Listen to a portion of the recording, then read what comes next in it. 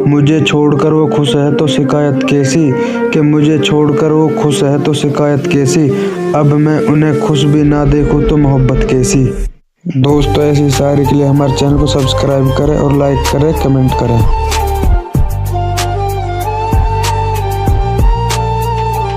दोस्तों पति की कड़वी सच्चाई।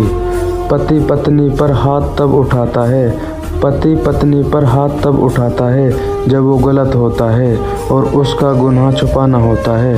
पत्नी पति से मार तब खाती है जब वो सही होती है और उसे रिश्ता बचाना होता है।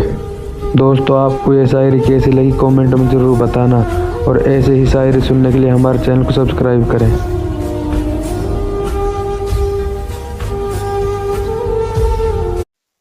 तेरे बदलने का दुख नहीं है मुझको, कि तेरे बदलने का दुख नहीं है मुझको, मैं तो अपने यकीन पर शर्मिंदा हूँ।